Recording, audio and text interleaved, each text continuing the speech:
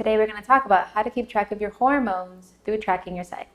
Now, ideally, when we're talking about hormonal balance and keeping track of your hormones, ideally we would be getting a hormonal test or hormonal panel done.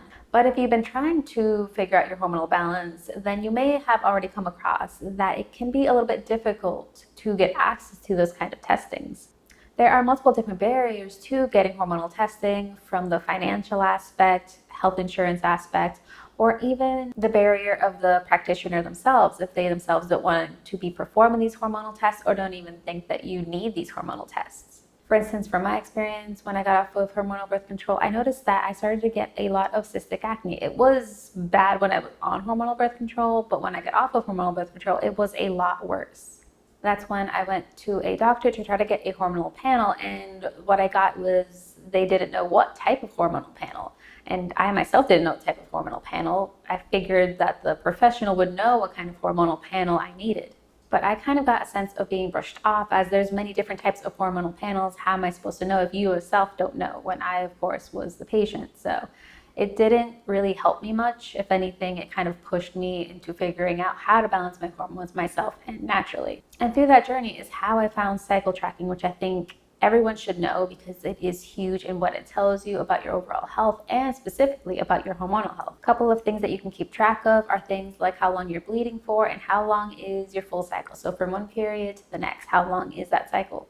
And in more detail, it tells you how long you're in your follicular phase and then how long you're in your luteal phase.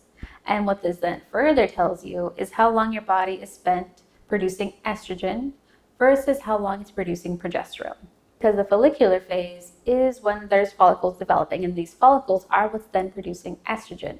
And then ovulation occurs, ovulation being the main event of the cycle. And then once ovulation happens, we then enter the luteal phase. And through the luteal phase is how we produce progesterone.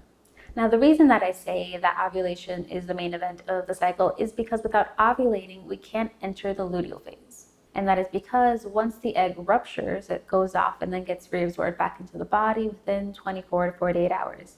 And then the spot that was there turns into a gland called the corpus luteum. That gland is what's producing progesterone. So if we're not ovulating, which not everyone's ovulating regularly, that means that we're not producing progesterone.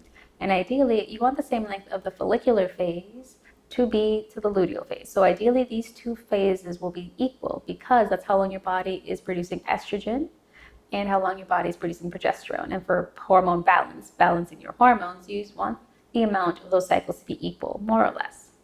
So by knowing where you are in your cycle, how long these two phases are, you can then look into different insights. For instance, if you're getting quote unquote missed periods, not necessarily that they're missing, it's more that it's taking longer for your body to ovulate, which then means that more time is being spent in that follicular phase, meaning that there's more time being spent producing estrogen than there is progesterone.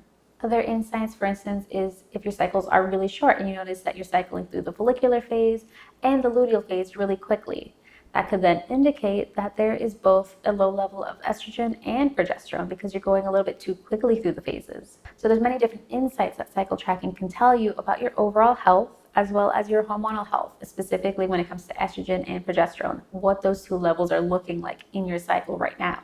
So let's take a step back and talk about what exactly is cycle tracking. Cycle tracking, as the name suggests, is tracking your cycle on a daily basis through tracking your own biomarkers. There's two of them. There is cervical fluid and basal body temperature, or your at-rest temperature. And what's really cool about these two biomarkers is that they're directly impacted by your hormones. For instance, cervical fluid, which is, as the name suggests, fluid that is coming from the cervix. Now, this cervical fluid is directly impacted by estrogen. So this one you might have noticed if you are going throughout the day and you're kind of like midway through your cycle and you notice a rush or a gush and you're like, did I just pee myself? Like, what's going on? Did I just start my period early? You go to the bathroom and it's kind of like this clear stuff. And that is cervical fluid. And once again, it is directly impacted by estrogen. And then there is the basal body temperature. So this is your at-rest temperature that is directly impacted by progesterone because progesterone impacts your metabolism. That means I'll have a picture of what it looks like on screen, that there is two different temperature ranges from your pre-ovulatory phase or follicular phase to your post-ovulatory phase or luteal phase. So tracking these two biomarkers gives you direct information about how long, once again, you are in your estrogen phase, follicular phase, or progesterone phase, the luteal phase. So through tracking these biomarkers, we get direct information into how long we are in our estrogen phase, so through cervical fluid, and progesterone phase with our basal body temperature, being able to distinguish those two main areas of the cycle. So that's why I think everyone that has a cycle should be learning how to track their cycle, because it gives you full awareness about what your body is doing and gives you insight into how you can improve or support your body in the following cycles. So a couple of really good resources into how you can start learning more or learn about how you can start tracking your cycle is through this here masterclass, where I do a crash course into how you can get started on tracking your cycle and a multitude of different examples that you may come across as you start tracking your cycle. I have the link to that down below. A couple of other really good resources is this book, Taking Charge of Your Fertility. It is what got me into cycle tracking, and it is a mammoth of a book. It's almost like a textbook, and it gives you a lot of information into how to troubleshoot your cycle as well. So that's also a really good resource.